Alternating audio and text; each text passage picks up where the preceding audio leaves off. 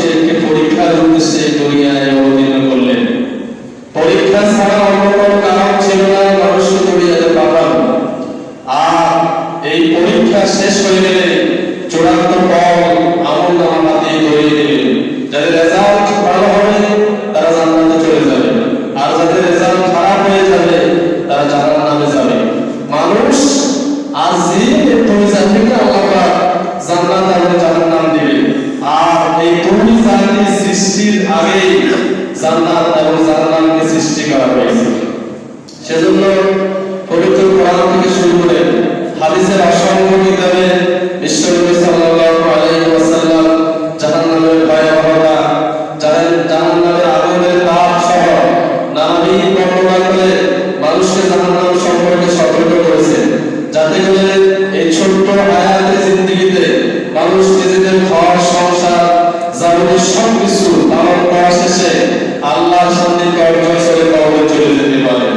প্রিয় হাজির, জুমার মাহাত্ম্য হচ্ছে যারা শুক্রবারে জুমায় এসে মনোযোগ সহকারে খুতবা শুনবে। যেহেতু খুতবা যখন পড়া হয়, খুতবা শোনা ওয়াজিব, এজন্য করলেন ফেরেশতা ওই সময় তাদের রিটেনের কলম আর খাতা তারা গুটিয়ে খুতবা মনোযোগ সহকারে শোনে। সেজন্য যারা মনোযোগ সহকারে খুতবা শুনবেন, ওয়াজ শুনবেন, আগের সুন্নাহ এবং 2 রাকাত ফরজ পড়বে, আল্লাহ রাব্বুল আলামিন বিগত এক সপ্তাহ সব সওয়াবের মাফ করে দিবেন। তাহলে হাদিসের শর্ত হচ্ছে সতর্ক থাকা। ঘুমের কথা বলা হয়েছে, এক সপ্তাহ হয়ে যারা ঘুমে যায়, ঘুমের সাথে ইসলামের কোনো সম্পর্ক আছে কিনা বলেন? তো ঘুম গেলে আপনি ভাবেন কি? হাদিসের শর্ত শুনতে হবে আপনাকে, কথা বলুন মনোযোগ সহকারে। মনোযোগ সহকারে খুতবা শুনলে আপনি পাবেন শান্তির মসজিদে একদিন আসছেন জুমার দিন, তা আপনি এসে যদি ঘুমান তাতে আল্লাহ পাবেন কিভাবে? আজকে কি ঘুমের জায়গা? এটা কি ঘুমের জায়গা? আর হাদিস শরীফে এসেছে কে বলে সেটা দেখার বিষয় নয়। যদি কোরআন আর হাদিস থেকে বলতে পারে সেটাই শুনতে হবে। কার আদেশ? আল্লাহ। মানার নিয়ত আপনার, হেদায়েত দিবে আল্লাহ। মানার রাস্তা আপনার, আর সঠিক পথে নিয়ে যাওয়ার দায়িত্ব আল্লাহ নিজ হাতে নিয়ে গেলেন। বলতে পারেন আজকে জুমা আমাদের শেষ জুমা, ঠিক আছে কিনা? জোরে বল, বলতে পারে কিনা? কতবার আজকে জীবনের শেষ মেসেজ, কতবার আজকে মোনাজাত জীবনের শেষ মোনাজাত করা যায় না। মৃত্যুর কোনো গ্যারান্টি নাই, আসার সিরিয়াল আছে, যাওয়ার কোনো সিরিয়াল নাই। আসার সময় আগে নাতি,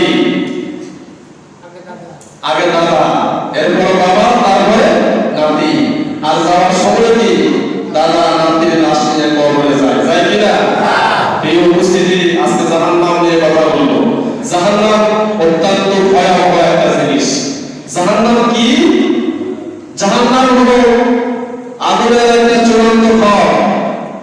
আর এই ঘরকে আল্লাহ তাআলা প্রথম আসমান থেকে শুরু করে কোনো আসমানে স্থান দেন নাই, দিয়েছেন 7 স্তবক জমিনের নিচে সিজ্জিন নামক একটা গুহা। এটাই হলো জাহান্নাম। আর এই জাহান্নামের ভয়াবহতা, আগুনের তাপ এত বেশি যা আল্লাহ রাসূল সাল্লাল্লাহু আলাইহি ওয়াসাল্লাম একখানা হাদিস দিয়ে শুরু করলেন। তিরমিজি 2573 নম্বর হাদিস। হাদিস শরীফে এসেছে, তিনি বললেন, আমার সাহাবীরা শোনো, ইহুদি জাহান্নামা ইয়াউমাইযিল লাহা সাবউনা আলফা জিমাম ওয়া সাবউনা মালাকিন ইয়াজুরুনাহা। কিয়ামতের ময়দানে সব নবীদের সামনে জাহান্নামকে যখন উপস্থিত করা হবে, তখন জাহান্নামের তীব্রতা থেকে নবীরা পেরেশান হয়ে যাবে। রাসূল কারীম বলেন, সেদিন জাহান্নাম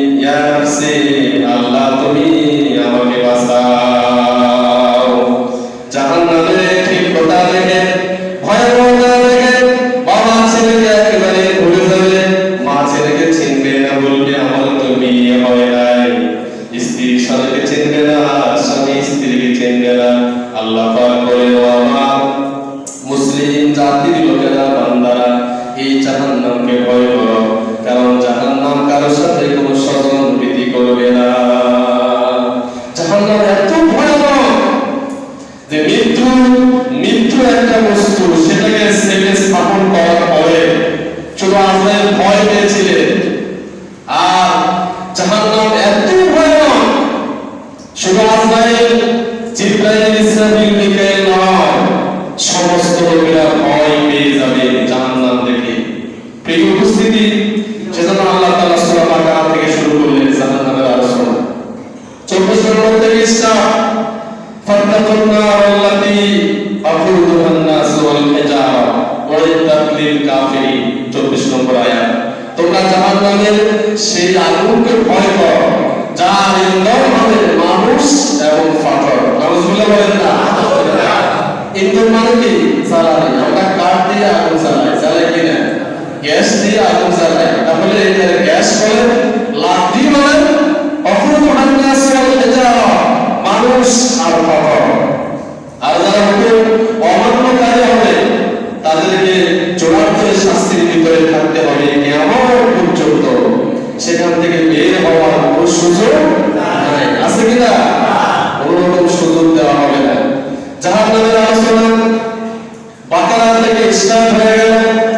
এরপরে আল্লাহ রাব্বুল আলামিন গোটা মানব জাতিকে হুঁশিয়ার করে দিয়ে বললেন সূরা নিসার 56 নম্বর আয়াত, ইন্নাল্লাযীনা কাফারু বিআয়াতিনা সাওফা ইউসলিমুন নার কুল্লামা নাদিজাত জুলুদুহুম বাদদালনাহুম জুলুদান গায়রাহা লিয়াযুকুল আযাব।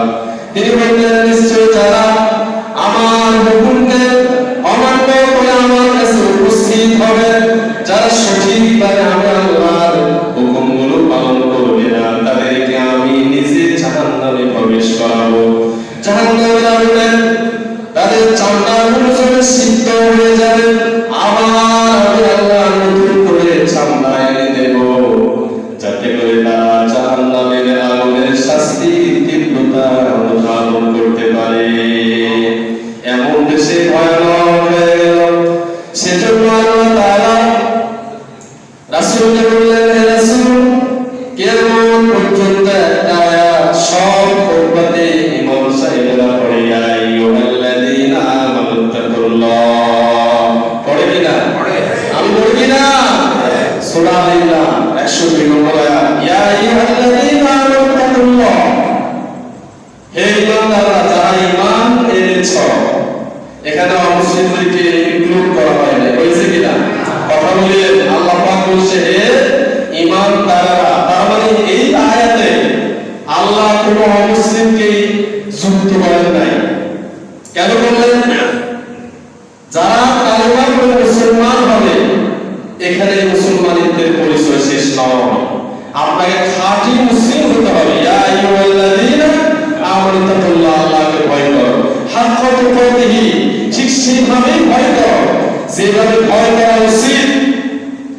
ভয় করা উচিত এজন্য বললেন মহান আল্লাহ সুবহানাহু ওয়া তাআলা কিয়ামতের ময়দানে, কিয়ামতের প্রথম পর যখন শুরু হয়ে যাবে, গোটা দুনিয়াকে আল্লাহ তার হাতের মুষ্টির ভিতরে নিয়ে নেবেন। কোন নবীরা আল্লাহর সামনে কথা বলার সাহস পাবে না। সেজন্য বললেন, ঠিক ওইভাবে ভয় করো, ওয়ালা তামুতুন্না ইল্লা ওয়া আনতুম মুসলিমুন। আর প্রকৃত আসল মুমিন না হয়ে, মুসলিম না হয়ে অন্ধকার কবরে আসিও না। কার কথা? সিলেবাস ঠিক করে দিলেন, চূড়ান্ত করে দিলেন। কালেমা পড়ছেন আপনি মুসলমান না, অথচ 7 ভাগে জাহান্নামকে ভাগ করা হলো। 1 নম্বরে জাহান্নাম, এরপরে হুতামা, লাজা, সাইর, সাকা, জাহিম, হাবিয়া। এই 7টি জাহান্নামের ভিতরে প্রথম স্তরে থাকবে গুনাহগার মুসলমানেরা। নাউযুবিল্লাহ বলবেন না? আওয়াজ কি শোনা যায়? তাহলে 1 নম্বরে কারা থাকবে? গুনাহগার মুসলমান। জোরে বল, গুনাহগার। 2 নম্বরে থাকবে ইহুদিরা, চূড়ান্ত মেসেজ। 3 নম্বরে খ্রিস্টানরা। 4 নম্বরে সাবাই যারা ফতুরি। 5 নম্বরে মজুসি, যারা আগুনের পূজা করে। 6 নম্বরে হলো ওই সব লোকেরা যারা আল্লাহর সাথে সর্ব অবস্থায় শিরক করে, মুশরিক। 7 নম্বরে হলো মুনাফিক। মুনাফিকের শাস্তি সবচাইতে ভয়ানক, যেটা আল্লাহর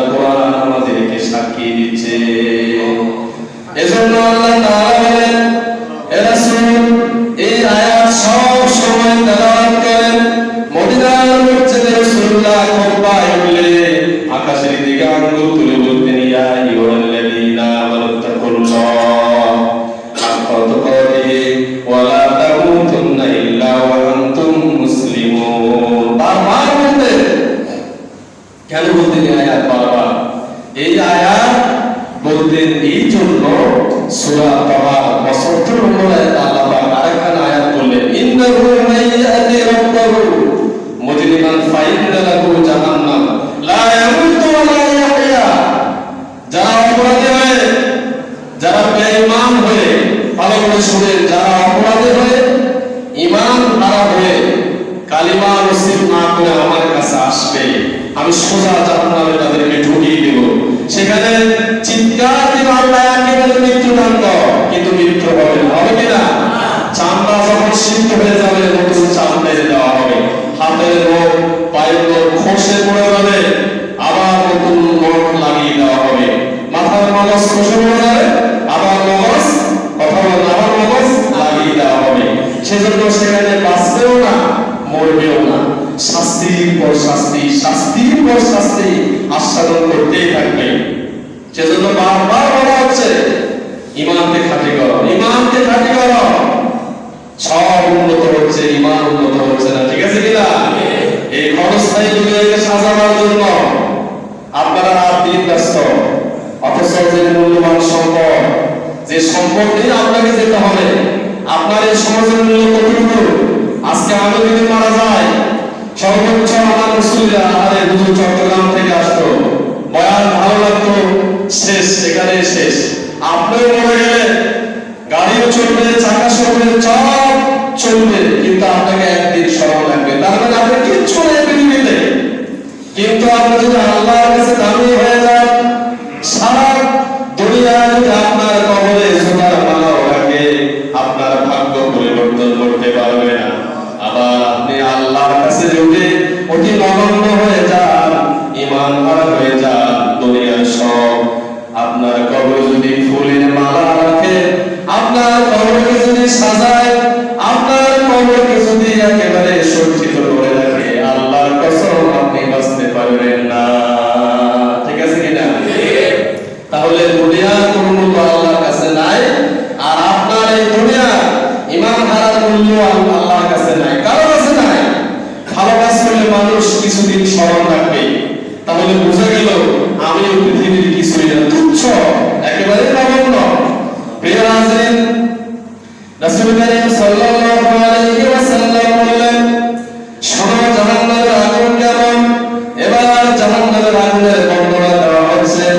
জাহান্নামের আগুনের বর্ণনা রাসূল বললেন, আওয়াদু আলাইহা আলফা সানাতিন সাবউনা ইকবারা সুম্মা ফাদু আলাইহা আলফা সানাতিন আবদিয়ান সুম্মা ফাদু আলাইহা আলফা সানাতিন উসওয়াদান ফাহিয়া সুদান মুজলিমা। প্রিয় ভাইরা আমার শুনুন, জাহান্নামের আগুনকে তীব্র করার জন্য 1000 বছর জ্বালানো হলো। 1000 বছর জ্বালানোর পরে জাহান্নামের আগুন লাল বর্ণ হয়ে গেল। আবার 1000 বছর জ্বালানো হলো, আবার 1000 বছর জ্বালানোর পরে সাদা বর্ণ হয়ে গেল। এরপর আবার 1000 বছর জ্বালানোর পরে জাহান্নামের আগুন নিকষ কালো হয়ে গেল, এমন অন্ধকারচ্ছন্ন হয়ে গেল, আর এমন তীব্র হয়ে গেল, লাসা লাসা হয়ে গেল। এই উপস্থিতি শুনেন, 40 মাইল দূর থেকে, আপনি এখান থেকে হিসাব করেন, 40 মাইল দূরে জাহান্নামের আযাব শুরু হয়ে যাবে। আগুন যখন দাও দাও করে জ্বলে উঠবে, ওই 40 মাইল দূরে তা আপনার শরীরে লাগার সাথে সাথে মাংস খসে, নিচে মাংসের ভিতরে যে হাড্ডি আছে, হাড্ডিও খসে খসে পড়ে যাবে। জোরে বলুন আল্লাহু আকবার। আল্লাহ তাআলা বলেন, এই জাহান্নামের আগুনকে ভয় করো, কারণ এটার মতো যন্ত্রণা আর কিছুই হতে পারে না। 1000 বছর জ্বালানোর পর এটা লাল হয়ে গেল, আর 1000 বছর পর সাদা, এরপর 1000 আওয়াজ আলাইহা আলফা সানাতিন উসওয়াদান ফাহিয়া সুদান মুসলিমা। এমন কালো হয়ে গেল, নিকষ কালো আর লাসা হয়ে গেল। 40 মাইল দূর থেকে এটার তীব্রতা আপনি সরাসরি অনুভব করতে পারবেন।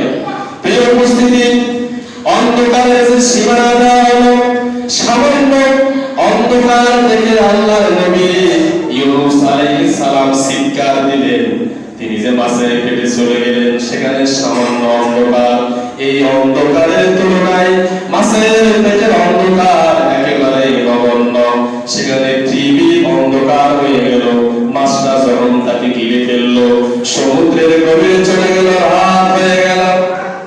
রাতের একটা অন্ধকার, গভীর পানির একটা অন্ধকার, মাছের পেটের একটা অন্ধকার, তিনটা অন্ধকার যখন সমান হয়ে গেল, নবীজি এই ভয়ানক দৃশ্য দেখে মাছের পেটে সিজদায় পড়ে গেলেন। সুবহানাল্লাহ। পৃথিবীতে আর কোন মানুষ, আর কোন নবী মাছের পেটে সিজদা দেন নাই? দিয়েছেন কিনা? একজন দিয়েছেন, তার নাম কি? হযরত ইউনূস। চিৎকার দিলেন, বানানা বিদ্যুমা, কি কঠিন অন্ধকার। অথচ জাহান্নামকে বলা হলো 3000 জ্বালানোর 3000 বছর জ্বালানোর পরে যে কঠিন অন্ধকার হয়ে গেল। আর ওখানে মাত্র পানির গভীর অন্ধকার, রাতের অন্ধকার, মাছের পেটের অন্ধকার। চিৎকার দিয়ে বললেন, বানানা সূরা আম্বিয়া 87 নম্বর আয়াত, বানানা ফিজ যুলমাত আল্লাহ ইলাহা ইল্লা আনতা সুবহানাকা ইন্নী কুনতু মিনাজ জালিমিন। আজকে খতমে ইউনূস আছে, আছে কিনা? আছে কিনা বলেন? এটা শিক্ষা। কঠিন বিপদে পড়ার পরে তিনি যে দোয়া করে আল্লাহর কাছে হাত তুলে, আয় আল্লাহ, এই অন্ধকার থেকে আমাকে বাঁচানোর ক্ষমতা একমাত্র আপনার। আর কারা আছে কিনা?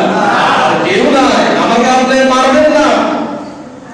মহান আল্লাহ 88 নম্বর আয়াতে জবাব দিলেন, নবীজি ডাক দিলেন, আল্লাহ জবাব দিলেন, ফাস্তাজাবনা লাহু ওয়া নাজাইনাহু মিনাল গাম্মি ওয়া কাযালিকা নুনজিল মুমিনিন। না, তুমি ডাক দিয়েছো, আমি শুনছি। অতএব কঠিন বিপদে পড়ে যারা তোমার মতো আমাকে ডাক দিবে, আমি আল্লাহর সাথে সাথেই কবুল করে নেব। সুবহানাল্লাহ। আর এটা কেমন পর্যন্ত আমার শেষ কবুল করে শিক্ষা হিসেবে দিয়ে দিলাম। দিয়েছেন কিনা? দিয়েছেন কিনা বলে? বিপদে মানুষ পড়লে অনেকে বলে না, আলেম ওলামা বলে কিনা, লা ইলাহা ইল্লা আনতা, বলেন না, লা ইলাহা ইল্লা আনতা সুবহানাকা ইন্নী কুনতু মিনাজ জালিমিন। বাঁচাতে পারে কে? আল্লাহ। আল্লাহ। প্রিয় হাজিরিন, এই সামান্য অন্ধকার দেখে নবীজি যদি পেরেশান হয়ে যান, তাহলে সেই জাহান্নামকে ভয় করুন। সেই জাহান্নামের বিশালতা হবে এত বেশি যা বাবার কোনো যন্ত্র চলে যেতে নাই। জাহান্নাম প্রতিদিন আল্লাহর কাছে 100 বার ফরিয়াদ করে, আয় আল্লাহ, আপনার কোন বান্দা যেন আমার ভিতরে না প্রবেশ করে। কারণ জাহান্নামের ভিতরে যে আগুন দাও দাও করে জ্বালা হচ্ছে, আগুন যখন নিজেকে ক্ষিপ্র দেখে, আগুন বলে আমার ভিতরে যে আসবে, ঢোকার সাথে সাথে একেবারে হাড্ডি চলে পড়ে ছাই হয়ে যাবে, আল্লাহ আবার নতুন করে বানিয়ে দেবে, আবার ছাই হয়ে যাবে, আবার নতুন করে দেওয়া হবে।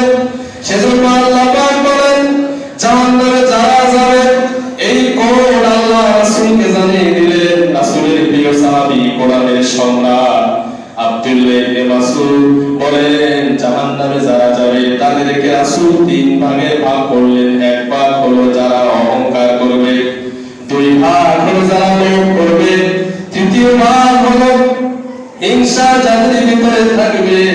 এই 3 শ্রেণীকে আল্লাহ ধরে ধরে জাহান্নামে প্রবেশ করবে। সেজন্য প্রিয় হাজিরিন, অহংকার এত বেশি ছিল যে ইবলিস আল্লাহর হুকুম অমান্য করে আদমকে সিজদা করলো না, ঠিক কিনা? লোভ এমন বেশি হয়ে গেল, নবী হওয়া সত্ত্বেও আল্লাহর আইনকে অমান্য করে, হুকুমকে অমান্য করে নিষিদ্ধ গাছের ফল খেয়ে আদম আলাইহিস সালাম দুনিয়ায় চলে আসলো। প্রিয় হাজিরিন, হিংসা এত মারাত্মক হয়ে গেল, আদমের 2 ছেলে হাবিল আর কাবিল, কাবিল হাবিলকে হত্যা করে হিংসা দেখিয়ে দিলেন, ঠিক কিনা? কত ভয়ানক এটা দেখিয়ে দিলেন। আর এই অহংকারে তো ইবলিস আদমকে সিজদা করলো না, সামান্য সেটা একটা সিজদা দিলেই তো হয়ে যেত। তাহলে নামাজে এক সিজদা হতো, এক রুকু, এক সিজদা। ইবলিস যখন সিজদা করে নাই, আল্লাহ আরেকটা সিজদার বিধান দিলেন, তাও করে নাই। আদমকে আল্লাহ সরাসরি বলে দিলেন, কোন ইন্ডিকেট নয়, যে আদম এই গাছের নিচে যাওয়া যাবে না, জাক্কুম এখানে যাওয়া যাবে না। কিন্তু ইবলিসের ফরজনায় লোভে পড়ে আজীবন জান্নাতে থাকবে, বের হবে না। গাছের ফল খেয়ে কোথায় চলে আসলো? দুনিয়ায় 350 বছর অলিতে গলিতে মরুভূমি উঁচু নিচু পাহাড় উপত্যকায় ঘুরে ঘুরে কষ্ট করে রক্ত ঘাম একসাথ করে অবশেষে যখন রাসূলের নাম নেয়া আল্লাহর কাছে দোয়া চাইলেন, আল্লাহ তাআলা মাফ করে দিলেন। আর হিংসা কত মারাত্মক হয়ে গেল যে এক ভাই আরেক ভাইকে খুন করে দিল পৃথিবীর শুরুতে। এজন্য এই পৃথিবীতে 6টা জাতিকে আল্লাহ একদম ধ্বংস করে দিলেন, 6 জাতি। তার মধ্যে একটা জাতি হলো আদ। আর এই আদ জাতি ধ্বংস হয়ে গেল সিরিয়া আর ইরাকের মাঝামাঝি ইরান নগরে। ইরান নগরের একটা কাহিনী আছে, সাদ্দাত নামে এক লোক যিনি বেহেশত তৈরি করে আল্লাহর সাথে অহংকার করেছে। করেছে কিনা? আওয়াজ দেন, করেছে কিনা? হুদ আলাইহিস সালাম তাকে দাওয়াত দিলেন যে আল্লাহ পাকের হুকুম পালন করো, যেখানে যা কিছু করো, বেলা যখন শেষ হয়ে যাবে, জীবনের সূর্য অস্তমিত হয়ে গেলে মাইকে এলান হয়ে যাবে ইন্না লিল্লাহি ওয়া ইন্না ইলাইহি। আসছেন কোথায় থেকে? আসছেন কোথায় থেকে? জান্নাত থেকে। যাবেন কোথায়? আল্লাহর কাছে। সেটাই ঘোষণা হয়ে যাবে। তাহলে শেষ ঘোষণা আর প্রথম ঘোষণা মিল আছে কিনা? আসছে আল্লাহর কাছ থেকে। সেখান থেকে আসার সময় আমরা স্বীকৃতি দিয়ে আসছি, কওলু বালা, আমরা আপনাকে মানবো। আর শেষের সিদ্ধান্তটা সমান হয়ে গেল। তাহলে মাঝখানে এই জিন্দেগি আপনাকে আল্লাহ দিয়ে দিলেন, আপনি বাছাই করে যাচাই করে আল্লাহর হুকুম পালন করে কি জান্নাতে যাবেন, নাকি আল্লাহর হুকুম অমান্য করে দুনিয়ার মোহে আকৃষ্ট হয়ে জাহান্নামে যাবেন? এটা আপনাকে আল্লাহ পাক ছেড়ে দিলেন। অহংকার করলো সাদ্দাত, হুদ আলাইহিস সালামকে তিরস্কার করলো। তিনি বললেন, যদি ঈমান আনো তোমাকে আমি জান্নাতের সংবাদ দিচ্ছি, জান্নাতে এই এই থাকবে। বললো আমিও জান্নাত তৈরি করব। 22টা রাষ্ট্র থেকে সোনা রূপা হীরা মণি জহরত এই জিনিসগুলো একসাথে করে আর 22 রাষ্ট্র থেকে সুন্দরী মেয়েদেরকে হুর মারিয়ে বেহেশত তৈরি করলো। বেহেশত তৈরি করার পরে বেহেশতে যখন পা দিবে, 3000 লস্কর বাহিনী যখন যাচ্ছিল ঢোল বাজিয়ে, তখনই আল্লাহ পাক আদেশ দিলেন, জান কবজ করো। জান কবজ করার সময় আজরাইল একটু দুঃখ লাগলো। তিনি বললেন, আয় আল্লাহ তাআলা, আমার খুব খারাপ লাগতেছে। বলল, তুমি এইভাবে কতজনের জন্য তোমার দুঃখ লাগছে? বলল, না, শুধু এর আগে একটা ছেলের জন্য আমার খুব দুঃখ লাগছে। যখন আজ জাতিকে আপনি ধ্বংস করে দিলেন, তখন একজন মা নদীতে ডুবে যাচ্ছে, ঠিক সেই অবস্থায় সন্তান প্রসব করলো। আপনার হুকুমে সেই সন্তানকে আমি আমার ডানায় নিলাম। এরপরে প্রসব হওয়ার পরে আপনি বললেন তার জান কবজ করো। আমার খুব খারাপ লাগছে, এই ছেলেকে কে বাঁচাবে, কি অবস্থা হবে সমুদ্রের উপরে? আমি আল্লাহ তাকে বাঁচিয়েছি, রক্ষা করেছি। আজরাইল শোনো, আবার বেহেশতে ঢোকার সময় যার জন্য তোমার দিলে মায়া লাগলো, তুমি কি জানো আজরাইল, এই সাদ্দাত সেই ছোট্ট শিশু যে নদীতে ভূমিষ্ঠ হওয়ার পরে তুমি আমার কাছে ফরিয়াদ করলে, আল্লাহ তাআলা এই বাচ্চার জিম্মাদার কে হবেন? ঠিক আমি আল্লাহ স্পেশাল তাকে নিজে লালন পালন করলাম। অথচ সে যখন তার প্রতাপশালী হলো, সম্পদশালী হলো, আমি আল্লাহর সাথে অহংকার করলো। এমন অহংকার করলো যে আমার বেহেশতকে টিটকারি করে অপমান করে দুনিয়ায় কৃত্রিম বেহেশত বানিয়েছে। আমি আল্লাহ তাকে সেখানে প্রবেশ করতে দেব না। দিয়েছেন কিনা? তাহলে রাইটকে আর মিথ্যাবাদী কেউ টিকতে পারবে না। পারবে? প্রিয় বান্ধব, আমরা কি সত্যের দলে থাকতে চাই কিনা? যেরকম চাই কিনা? আমাদের বিশ্ব নবীর উম্মত আমরা, তাহলে আমরা কেন জাহান্নামে যাব? ঠিক আছে কিনা? যারা মূর্তি পূজা করে, যারা আল্লাহর সাথে শিরক করে, ওরাই জাহান্নামে যাবে, ঠিক কিনা? যারা ঈমানদার, ওরা কখনো জাহান্নামে যেতে পারবে না। তবে সেই ইচ্ছা আকাঙ্ক্ষা আপনাকে অন্তরে লালন করে অপরাধ ছেড়ে দিতে হবে। রাজি আছেন সবাই?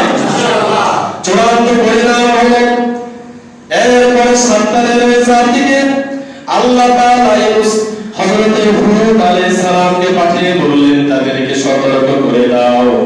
নবীজি বললেন সাতটাদের বেহেশত ধ্বংস হয়ে গেল, তোমরা নিশ্চয়ই দেখলে, এসো আল্লাহর উপরে ঈমান আনো।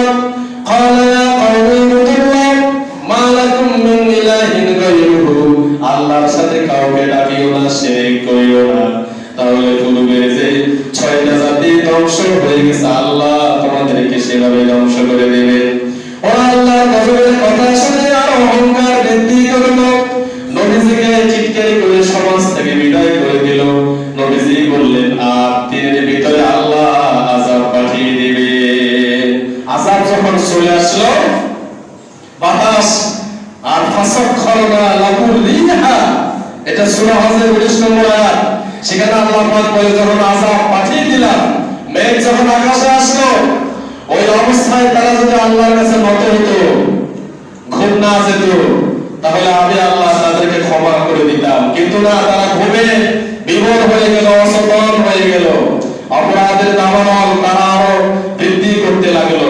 লাগাতার সালাসিনা ওয়া সিদ্দিনা লামান, 8 দিন 7 রাত লাগাতার বৃষ্টি হলো, ঘূর্ণিঝড় হলো, তুফান হলো। আল্লাহ রাসূলকে বলেন, হে রাসূল তুমি যদি দেখতে, তাহলে তুমি দেখতে খেজুর গাছে ডালা নিচে নামানোর পরে এটা যেরকম পাতা শুকিয়ে ছিন্ন বিচ্ছিন্ন হয়ে যায়, আমি এই জাতিকে ছিন্ন বিচ্ছিন্ন করে দিলাম। রাসূল সেখানেই আল্লাহর কাছে ফরিয়াদ করলেন, আয় আল্লাহ তাআলা, আমার উম্মতেরা যদি অপরাধ করে, প্রকাশ্যে পাপ করে, আপনি তাদেরকে শাস্তি দিবেন না, আপনি তাদেরকে কিয়ামতের ময়দানে গোপনে শাস্তি দিবেন। সুবহানাল্লাহ। সেজন্য হাজার পাপ করে আপনারা রেহাই পেয়ে যান, ঠিক কি না? এটা কার দোয়া? বিশ্ব নবীর দোয়া। জোরে বলেন, কার দোয়া? বিশ্ব নবীর দোয়া। তো বিশ্ব নবীর আমল যদি নিজেদের ভিতরে না ঢোকা, তাহলে বিশ্ব নবীর সুপারিশ পাওয়া যাবে না। সুপারিশ পাওয়া যাবে না, যাবে না।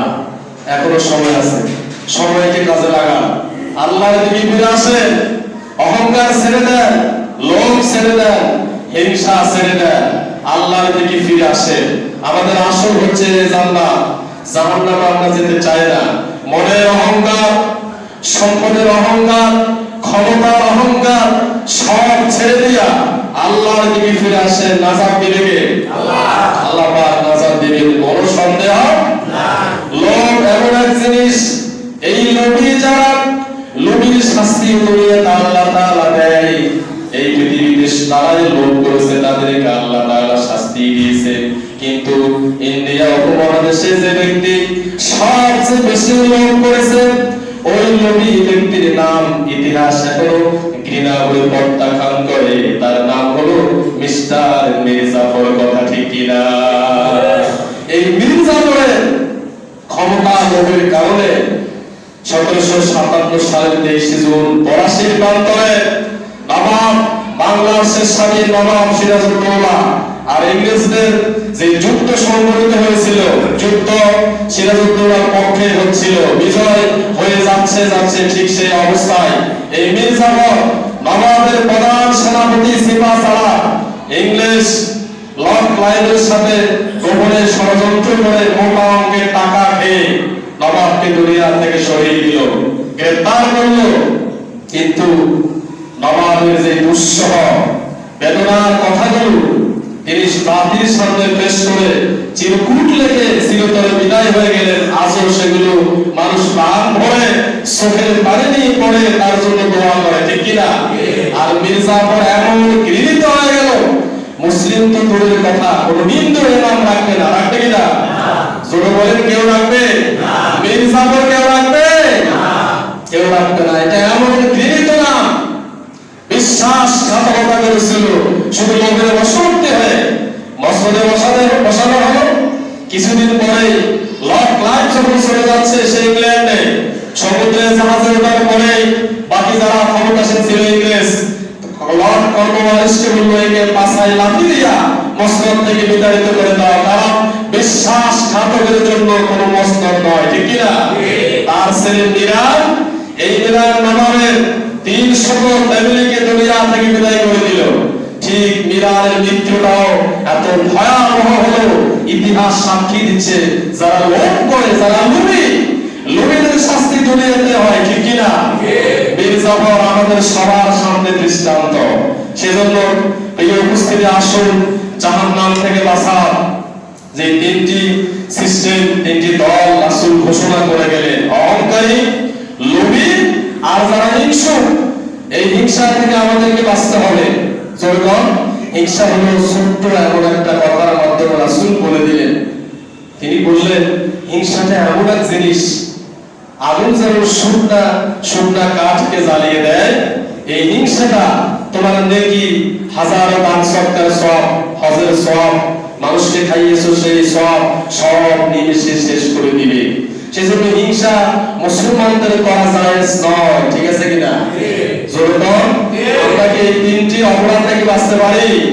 কারা কারা একটু আন্তরিক আল্লাহকে দেখান তো, ভয় ভয় আল্লাহ তাআলা কবুল করো।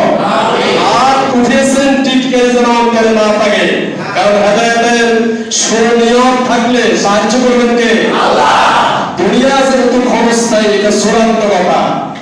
সেজন্য আল্লাহ তাআলা সূরা মুলকের 2 নম্বর আয়াতে বললেন, আল্লাযী খালাকাল মাউতা ওয়াল হায়াত। যদি দুনিয়াতে কেউ বেঁচে থাকতো তাহলে নবীদেরকে আল্লাহ তাআলা হায়াত দিত। আবার বললেন যদি কেউ দুনিয়াতে আসার সুযোগ পেত, আল্লাহ নবীদেরকে আসার সুযোগ দিতেন। কিন্তু প্রসঙ্গ অনুযায়ী আল্লাহ তাআলা জীবন আগে না বলে মৃত্যু বলে দিলেন। কারণ হলো দুনিয়ায় কেউ বাঁচতে পারবে না, সবাই মৃত্যুবরণ করতেই হবে। সফলতার সংজ্ঞা আমরা পড়লাম, সারা জীবন আমাদেরকে আমাদের পরিবার, স্কুল, কলেজ, বিশ্ববিদ্যালয়ের টিচারেরা সফলতার সংজ্ঞা শোনালো, প্রতিষ্ঠিত হয়ে বিয়ে করো, চাকরি করো, সব কিছু করো। কিন্তু আল্লাহ সফলতার একটা সংজ্ঞা দিলেন। তিনি বললেন কুল্লু নাফসিন যায়িকাতুল মাউত, সব প্রাণীকেই মৃত্যুর স্বাদ গ্রহণ করতে হবে। আর সফল হবে সেই ব্যক্তি ফামান সুহজিহা আনিন নারি ওয়া উদখিলাল জান্নাতা ফাকাদ ফাস। দুনিয়ায় 10 তলা বিল্ডিং করো, দুনিয়ায় হাসপাতাল করে দাও, যা কিছু করে দাও, যদি ঈমান না নিয়ে আল্লাহর সামনে উপস্থিত হতে না পারো, তুমি সফল নও, ঠিক আছে কিনা? তুমি ব্যর্থ। কিসের সফল তুমি? তুমি হাজারো রাষ্ট্রনায়ক হও না কেন, নবীর স্ত্রী হওয়া সত্ত্বেও ঈমান যখন ছিল না, আল্লাহ কি মাফ করে দিয়েছে? না। জোরে বলো, মাফ করে দিয়েছে? না। কেন আল্লাহ পারতেন না? একজন নবীর স্ত্রী, লূত আলাইহিস সালামের স্ত্রী, নূহ আলাইহিস সালামের ছেলে কেনান, আসিয়ার স্বামী ফেরাউন, কেন আল্লাহকে পারতেন না? আসিয়া আল্লাহর প্রতি ঈমানের চূড়ান্ত পরাকাষ্ঠা দেখালো। লূত আলাইহিস সালাম নবী হওয়া সত্ত্বেও ঈমানের জন্য শহীদ হয়ে গেল। আল্লাহকে স্ত্রী ক্ষমা করতে পারতেন না, কিন্তু করেন নাই। কারণ আল্লাহ পাক দুনিয়াতে সামান্য সময় আপনাকে স্বাধীনভাবে ছেড়ে দিয়েছেন। আপনি কি করেন না করেন সব রেকর্ড হয়ে যাবে। আর এই রেকর্ড আপনার হাতে সেদিন দেওয়া হবে যেদিন আপনার জীবনে সূর্য অস্তমিত হয়ে যাবে। সেজন্য সাবধান হতে হবে, এলার্ট হতে হবে, জাহান্নাম থেকে বাঁচতে হবে। প্রিয় উপস্থিতি, জাহান্নামের আলোচনা যেহেতু বিশাল, আমি আজকে জাহান্নাম কাকে বলে, জাহান্নামের তীব্রতা কত বেশি, 2 নম্বর পয়েন্ট। 3 নম্বর হলো জাহান্নামে কয় শ্রেণী যাবে, তার মধ্যে রাসূল যে শ্রেণীর কথা উল্লেখ করলেন আমি সেটা বললাম। 3 শ্রেণীর কথা রাসূল আগে বললেন। দ্বিতীয় হাদিস ইনশাআল্লাহ আগামী জুমা থেকে বলবো। সেই দ্বিতীয় হাদিসে বলা হলো যারা বিনা কারণে ছবি তোলে, ছবি তোলে কিনা, যারা বিনা কারণে ছবি তোলে, কিয়ামতের ময়দানে সবার সামনে বলা হবে একে প্রাণ দাও। যত ছবি তুলবা সব সেখানে প্রাণ আকারে দাঁড়িয়ে যাবে, একে প্রাণ দাও। যদি প্রাণ না দিতে পারেন জাহান্নামী। সোজা হাদিস, এসব হাদিসে কেউ আশার কাটাকাটি করার কোনো সুযোগ নাই। হাদিসের ভিতরে হাসান, সহিহ, জয়ীফ, মওযু, জাল থেকে শুরু করে যে সব মাসলাক সহ রাবি, মুফাসসিরিন সবাই একসাথে একমত পোষণ করেছে, যারা ছবি বানায়, যারা ছবি নির্মাণ করে, ওজনের কোনো মাসালা নাই, সেটা আল্লাহ ক্ষমা করে দিলেন। হজের ভিসার জন্য ছবি লাগে, লাগে কিনা? ভোটার আইডিতে ছবি লাগে। যদি গুরুত্ব ছবি লাগে সেটা আল্লাহ ক্ষমা করে দিবেন, দিবেন কিনা? কিন্তু বিনা প্রয়োজনে যারা ছবি তুলবে তাদের জন্য জাহান্নাম। ইনশাআল্লাহ সেটা ধারাবাহিকভাবে আগামী জুমা থেকে জাহান্নামের কথাগুলো আলোচনা করব। প্রিয় উপস্থিতি, আসুন আজকের জুমা থেকে আমরা সচেতন হই। যেহেতু আমরা মরার যাত্রী, আমরা বাঁচার যাত্রী নয়। মৃত্যু এমন সময় এসে যাবে যা আপনাকে আগে দিয়ে অ্যালার্ম করবে না, তাহলে আপনি একটু সতর্ক হতে পারতেন কিনা? একজন লোক আরেকজন লোককে দাওয়াত দিচ্ছে উত্তরবঙ্গে, ভাই আপনি নামাজে আসেন, এতদিন অপরাধ করছেন, আল্লাহর দিকে ফিরে আসেন। ঠিক সেই সময় মাইকে অ্যালার্ম আসলে এক লোক মারা গেছে। তো এই লোক ওই লোকটাকে বলতেছে, ভাই দেখলেন মাইকে অ্যালার্ম আসতেছে, অনেক লোক মারা গেল। সেই লোকটা এলাকার কত নামী সম্মানিত ব্যক্তি ছিলেন, আজকে থেকে শেষ, তার নাম আর কেউ নেবে না, সে আর মজলিসে আসতে পারবে না, পারবে কিনা? অতএব আপনি নামাজে চলে আসেন। বেড়া এমন রাত হয়ে গেল যে আমি এখনো জওয়ান, তাকেরা যুবক, এখন কেন আমি দাঁড়িয়ে রাখবো, ইসলামে আসবো, সময় আছে, আগে বিয়ে শাদী করি। বৃদ্ধ হয়ে গেলে, বয়স হয়ে গেলে তওবা করবো, দাঁড়িয়ে রাখবো, হজ করবো, যাকাত দেব। এই কথা বলে যখন জায়গা থেকে উঠে গেল, ঠিক 10 থেকে 20 গজ দূরে মেন রাস্তা ছিল, রাস্তায় যখন নামলো, সাথে সাথে বিপরীত দিক থেকে আসা কভার ভ্যান এমন ভাবে মেরে দিল, তুমি জায়গাতে শেষ হয়ে গেল। এরপরে বলল, ইন্না লিল্লাহি ওয়া ইন্না ইলাইহি রাজিউন। পাশের সাথী ভাইরা বলল, মৃত্যুর কোনো গ্যারান্টি নাই। এই লোকটা যে কথাগুলো বলে গেল, তার জন্য আল্লাহর ক্ষমা ছাড়া কোনো বাঁচার উপায় নাই। সেজন্য রাসূল যে সতর্ক করলেন, হতে পারে আজকের এই জুমা আমাদের শেষ জুমা, বাসায় চলে যাবে, হঠাৎ মৃত্যু এসে গেছে। এরকম হয় না? এরকম হয় কিনা? এই লোকটা আমাদের সামনে বড় প্রমাণ, জায়গা থেকে উঠে গেল, মৃত্যু এসে গেল। তাহলে কথার দ্বারা ঈমান হারা হয়ে কবরে গেল যে এখন আমি মসজিদে যাব না।